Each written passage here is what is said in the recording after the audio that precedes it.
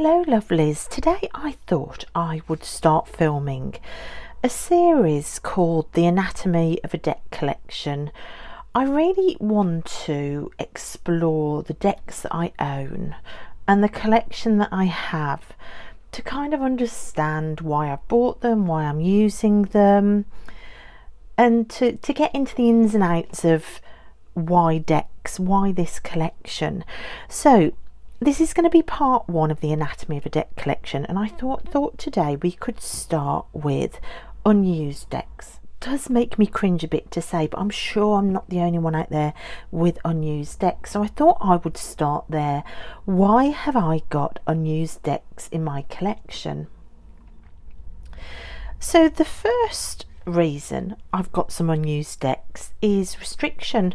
A bit like dieting, if you tell yourself no food, you start overeating. I've got some decks here that illustrate that.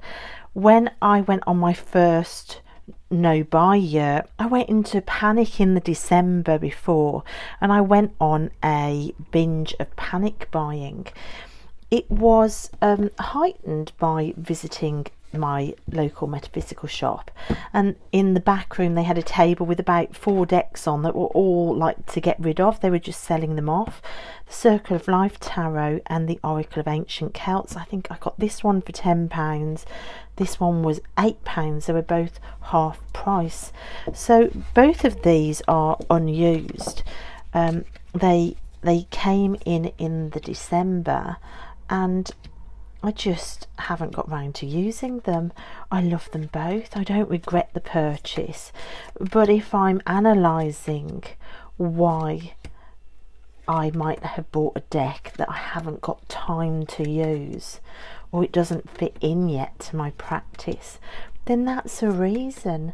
A panic buy, a feeling of lack, that feeling of, wow, if I don't get the deck now, I won't have a chance to get it. Another deck that came in during that period, but it's not in this video because I have actually used it, was the Star Tarot as well. I just loved it. I loved seeing it on YouTube, and I just thought, oh my gosh, I really want to work with that, and I don't want to have to wait a whole year. And I knew when I bought that one that I wouldn't have, these are the backs on these, I knew that I wouldn't have time to work with it, but I still got it anyway. And I think it was virtually another whole year before I got round to working with it. It was last winter, so you know, it could have waited a year. I didn't need to buy it there and then. So those 2 decks fit into this category. They're unused because they were bought with a feeling of lack to come. And another one that I also did that one with was this one. This is Beth Seelanon's Raveness Dracon Tarot. So I bought this before this no buy kicked in a panic, thinking, oh my gosh, I can't wait a year to work with it. Well, we're in autumn now, and this deck hasn't been worked with yet. So we're only a few months away from the end of the year. So I think my lesson moving forward is when I think, oh my goodness, I cannot wait, it's going to be such a long time before I get to work with that deck. Well, time passes, doesn't it? It's probably not going to be that long. This deck is still waiting for me now. So I'm going to try and rein in that lack and binge cycle that leads me into panic buying like this, because there's no need for it. The next category for unused decks is it's a completely different system to what I normally work with. Now, I am currently working with Rider-Waite-Smith decks. I have dipped my toe in with the Thoth system as well, which I love, but Marseille isn't a system that I know. So when I was seduced by other people looking showing rather and using Marseille decks, I bought this one thinking that I would use it along with the Marseille book as well. This was the cheapest Marseille deck I could find, so I was being rather sensible there, but it was also one of my favourites. This is the Spanish tarot. These are the backs, and I love it, but it just didn't really call for me. The book is still unread. However, I have had a change of heart this year, and Marseille now is calling to me. I can see me wanting to work with pips more, and this coming into play probably next year, but this has been unused for probably 2 years now. So we've got the Spanish tarot. We also have, which I didn't buy, this was a beautiful, generous gift to me. I got sent this, the Mythical Creatures Tarot, and again this is Marseille, so I kind of have used this a little bit just because I've been seduced by how glorious it is, but I think only for a couple of readings, because of course again this is Marseille again. So although this isn't totally like never been used, it hasn't really been used properly yet, so I'm really excited to get to this system and read a little bit more so that I can use these decks. So yeah, kind of hardly used, shall we say, for those two. And another deck that is kind of sitting, would I say it's been used? I did a very confused walkthrough of this one a while ago, the Wisdom Seekers Tarot. I bought this as well. I just loved the colours on it.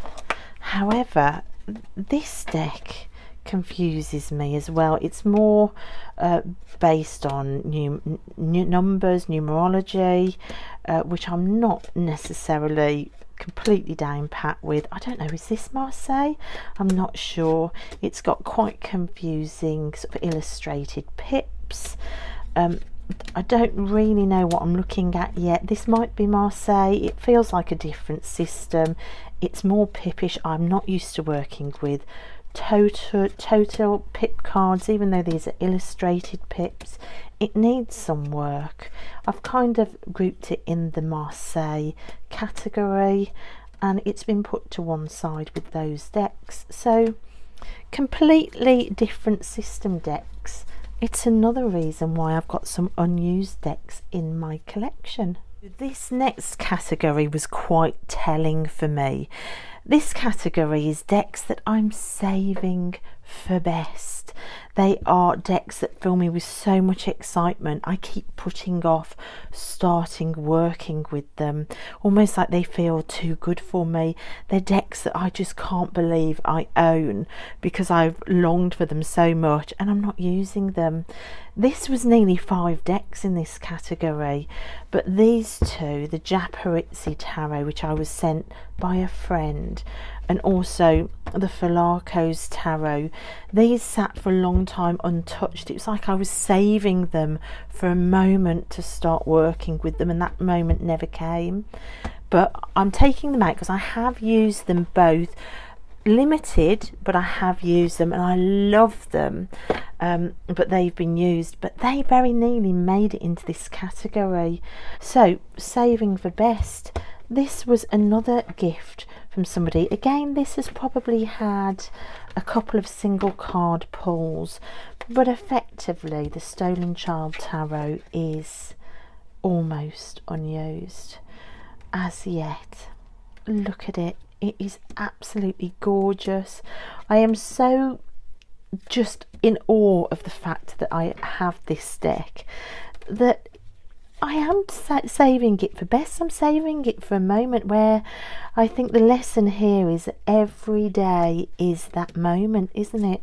We shouldn't be saving things for best. I think this plays into the idea of self-worth. I'm worth using these decks just on an ordinary Monday or a Tuesday or a Wednesday. Nothing needs to be saved for best. Life is a celebration. We're all worth it. We can get our best out and use on the daily. This is one that I won in a giveaway over on Saturnarium's channel. So this came in the Shimmering Veil Tarot by Cilla Conway. And again, with this one, look at the edges. I mean, you can see really why I'm like, oh no, I must save this for best. This is just unbelievable. And then the artwork is just like, oh, but really, what am I waiting for? I mean, let's face it, guys, I am 54 this year. Let's not save things, shall we? I don't want this unused. And yeah, the clock's ticking. Let's get these decks down and used. So yeah, the Shimmering Veil by Cilla Conway, it's another one I just look at in awe on my shelf and think, oh, it's not special enough today. I'll use that another day when it's more special. So there you go. Look, I've muddled them up now, so I'm going to have to get that down and start using it. And then the other deck, so there are 5 decks in this category. Gosh, I'm glad I've done this video just to bring home to myself that I save things for best. It's another gift. I think gifts are just, they're so special to me. I think because I grew up, and even as an adult married, I never received gifts, and my birthday and Christmas were used as ways to show me that I wasn't important enough for gifts. I think when I get a gift, I am so enamoured, whatever it is, with the fact it's a gift, that I just will put it on a shelf and look at them. All of these decks are in front of me and I look at them daily, and it's like a massive hug. Of course, this is the gorgeous, oh my gosh, look at it. It's the Numinous Tarot. Again, it's not used yet. I'm saving it for best because I love it so much, but not anymore. Not anymore. I think it really is a lesson to use the things we love. The things we love need our love by using them, not just by saving them. So don't save things for best. I'm going to start using all of these. And as I said that, part of me went, but when? It's got to be special. Right, the 4th category is I have got some unused decks just because I know that they're going to require a little bit more work, a little bit more focus than I've got available to give at the moment. I'm doing the Hallow Quest with the Arthurian Tarot. That is taking up most of my year. I don't want to start with another deck that's going to take loads of work. So this is why the Chrysalis Tarot is sitting unused. I've never used this, guys. In fact, have I? I think yeah, I've used it a few times.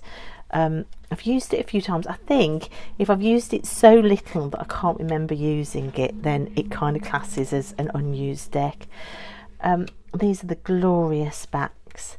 Now I know this is linked to a lot of different stories.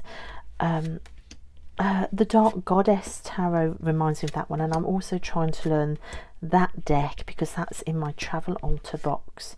So I just didn't have the bandwidth to take on another deck that needs loads of attention to understand the cards. I've used it a few times with the Tarot of Transformation. I love it, but proper use, no, it's not had proper use yet. It's not had the attention it needs, and that's the only reason why, because I know it's going to take quite a bit of focus. It's one of those decks that requires time to begin with. Another one of the decks that fits into this category was another gift. It's this one. I've actually bought the workbook to go along with this one. This is the Art History Tarot for Past Lives. And again, it's the same thing. I have never stepped into past life reading. And I'd like to give it the proper time and attention it needs. With the Hallowed Quest and the Arthurian Tarot really dominating my tarot practice this year, this is sat waiting. Like I say, I did order the workbook for it when I received this deck because I love it and I'm fascinated by it, but it's just time. It's time constraints. It's going to require more focus than I've got at the minute. The Hallowed Quest is daily note taking, daily tarot readings, daily meditations. It's a lot. It's wonderful, but it's a lot, and this deck, there's just no time for it yet. These are the lovely backs. So both of those decks, they require too much focus at the moment for the time I have. Category number 5 is Cardstock Snobbery. So a deck that I just keep being put off from using because of the cardstock. And I'm sorry, Liminal 11, although I absolutely adore your Seed and Sickle Oracle, the cardstock in this deck and in the New Chapter Tarot means that I just never pull this out. It's such a chunky beast that you can see it's never been used. It's absolutely beautiful. I love it. I love the colour scale in here. Turquoise and pink are literally my favourite colour combination. I love the hue of the colours. I love the fact it's modern rider weight, but oh guys, I've got tiny hands. I've got really weirdly shaped fingers, and this cardstock is just tricky. Liminal 11, your cardstock is tricky. But yeah, so I had this out when I did my month a few months ago where I just worked with the classics. This was out and I tried to do a reading and immediately put it away and just worked with my yellow box Rider-Waite Smith. It was literally the cardstock put me off, which is such a shame. So the Modern Witch Tarot Cardstock Snobbery means it's unused. The next category is FOMO. When you buy decks because you're scared you're going to miss out, even though there's no time planned out for them, you don't necessarily know where it's going to fit into your collection. For me, FOMO doesn't revolve around the fanciest, newest deck. It always revolves around finding a second-hand treasure hunt bargain. That idea of, if I don't get that now, I'll never be able to afford it, and I found a treasure. And for me, it's this one, the Ellis deck. Oh my gosh, I love this deck so much. I think this was the 4th edition. And I think this has been trimmed. It's definitely, guys, a proper box. It comes with all the bits and pieces, but I think somebody trimmed it. But I got it super cheap. The quality is all there. It's stunning. I love it. But I haven't worked with it yet. And I haven't worked with it because I've got an abundance of other decks, as you can see, that I haven't worked with. I've got plans for studying my Celtic decks and exploring English and Irish and Welsh mythology. So my heritage, my magical history that's in the land where I live, that's been taking my time. Studying Thoth, studying Rider-Waite Smith, it's all taken my time. And there's only so many hours in a day. So this as yet has sat unused, really. Admired, but unused. And look at it, it's incredible. And I know that when I do finally put time in the schedule to work with this, I am going to love it so much. But it's unused as yet. It was a FOMO purchase because it was so super cheap, and I'm thrilled to get it. It isn't a deck regret, but FOMO made me do it. I wanted to get it while I could afford it. This next category, category number 7, is YouTube made me do it. So a deck that's unused because I saw it on YouTube, and I bought it immediately, inspired by YouTube. And it's this one, a storytelling game deck, the Hollow Woods. And it's a major miracle that there's only one deck in this category, because I did a failed no buy, and then this year it's a successful no buy so far. I have curated what I watch on YouTube quite carefully, only because I am very aware that it's a massive temptation when you see a deck you love. Now, these storytelling decks, I think it was over on Orshi's channel I first saw this. I loved it, and I can't believe I've only got one, because they're not mega expensive. I mean, they're super thick cards, and it's not a tarot deck, it's a game. But I wanted them all. I could see how these can be worked in my practice as oracle cards. I think there's one of these that's set in a factory, and then there's another one that's set in a Victorian house, I think. It then led me down the rabbit hole of looking at children's games that have cards in them. Oh my gosh, I can't remember the name. I can't remember the name of them. I'll put it on the screen here. But Robin showed a load of different decks in that category on his channel too, and I just wanted them all. So it's a major miracle that there's only one of these decks to show, but this is definitely a YouTube made me do it. Category number 8 is the collector's gene. When your collector's gene kicks in and you buy a deck because it will complete a set, or it belongs to a certain artist that you love, and you buy it literally because you're collecting them. Now, for me, it's these boxes, these vintage boxes where the decks are in the box and the book is joined to the box. So it's these ones.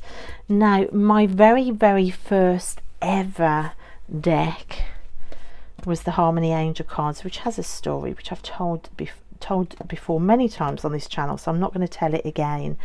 But the minute I bought this, I got fascinated with these decks, and I went in search of others. And now if I see a deck joined to a box with the book joined like this, I get it, because it's a set.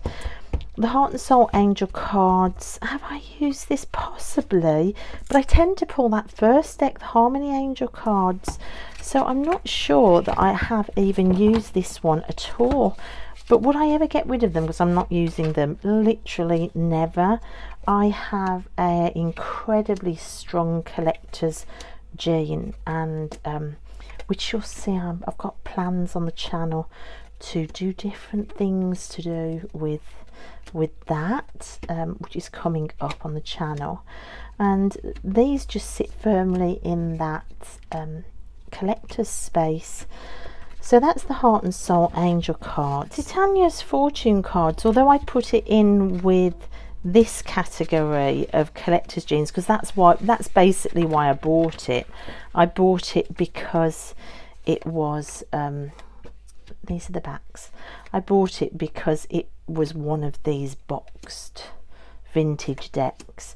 But this is Lenormand, so this could actually go in the completely different system category as well, because I don't know how to read Lenormand. I've never read with Lenormand. I've never read a book about it.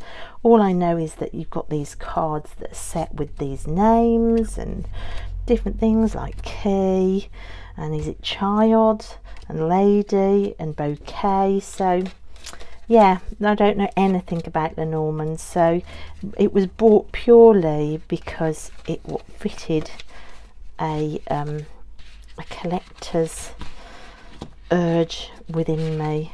And then this last one, Titania's Star Tarot, is actually a tarot deck. I am not going to contend with the tiny tuck boxes. I will just show you some pictures here. Never used, bought more for the fact it belonged to the set.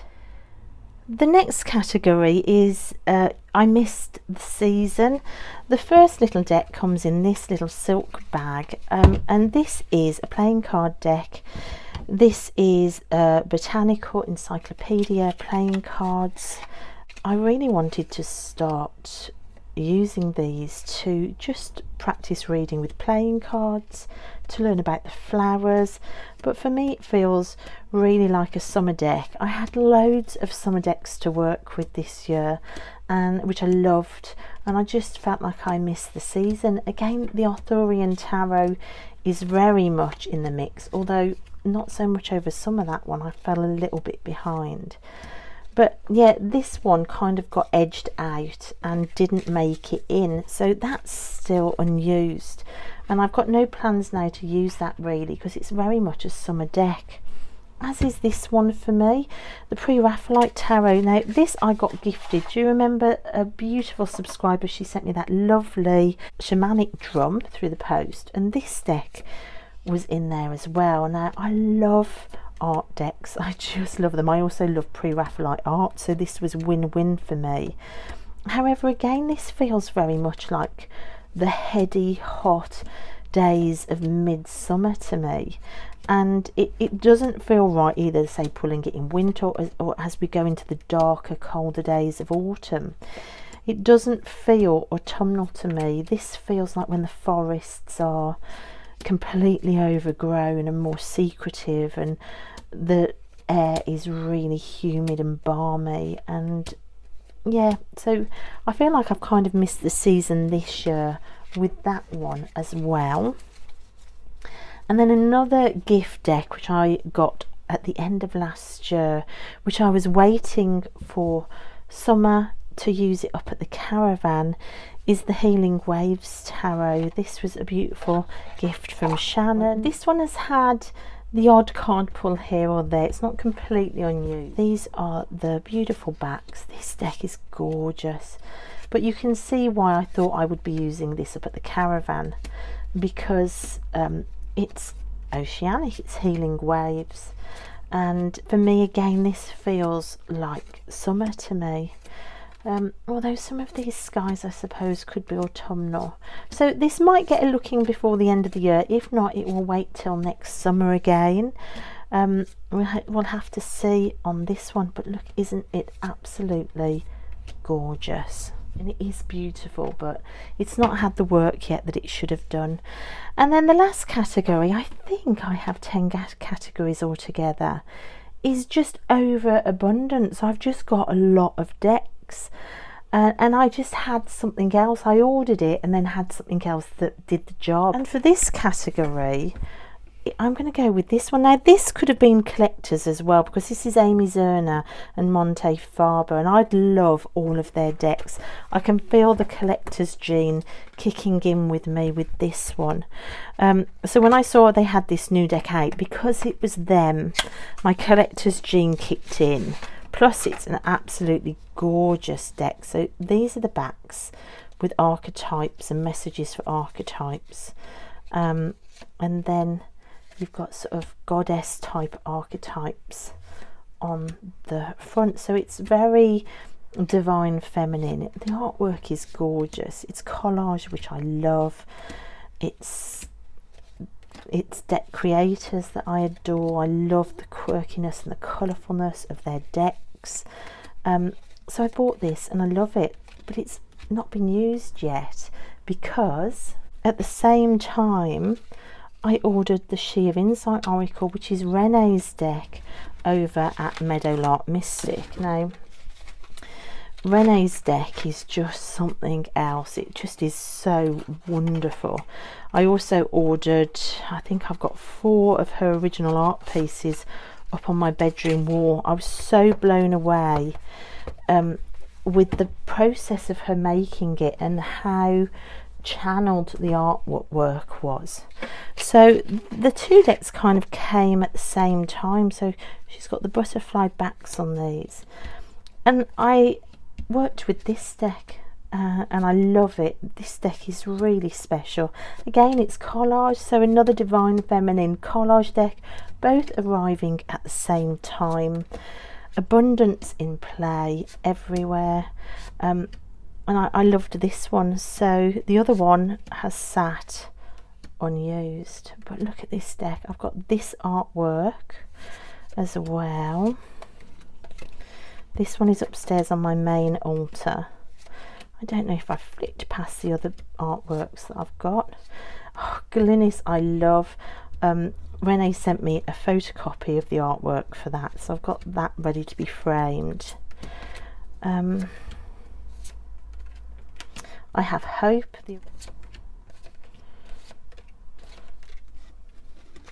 So that is She of Insight Oracle. It's absolutely gorgeous. So the last two decks that just come into this abundance category are two decks that got sent to me when I mentioned that I'd been scammed with a fake copy of the Wildwood, which I was really cross about, and one of you lovely lot sent me your spare copy of the Wildwood. So this is as yet unused, and it's unused again because of the Halo Quest. The Halo Quest has just taken over, and I know that the Wildwood is a system unto itself, and it also has its own year-long course, a year with the Wildwood, which I'd love to do, but I can't do both. I can't do the Halo Quest and this one at the same time, so this one is on hold.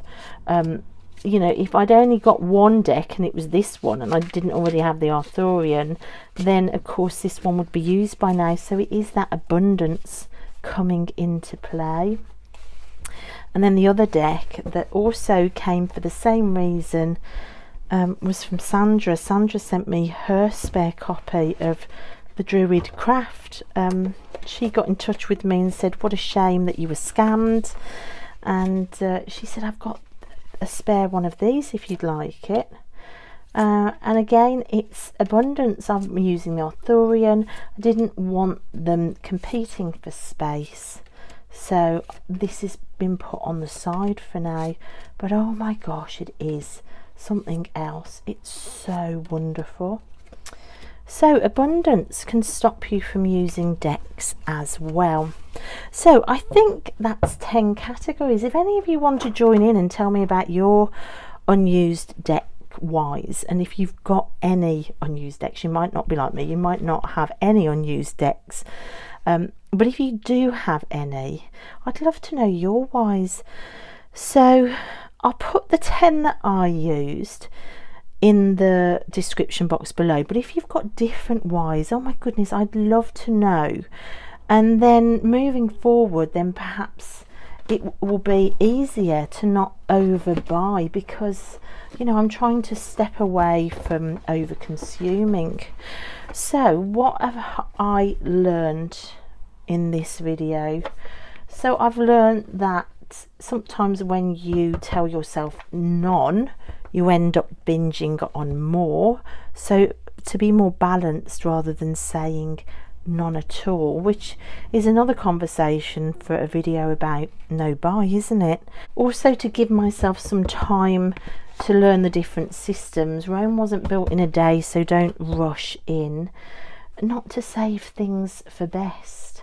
I am worth using them right now. So not rush, to give ourselves time. Learning tarot takes time, doesn't it? Learning decks takes time. To make more discerned choices when it comes to cardstock as well, and to watch for FOMO as well, and overabundance. So that's it, guys. That's been my unused deck wise. I hope that that made sense. I really enjoyed doing that. I think I've learnt something for myself from those, and I hope it's been useful for you too. So thanks so much for watching, guys, and I'll see you next time. Bye.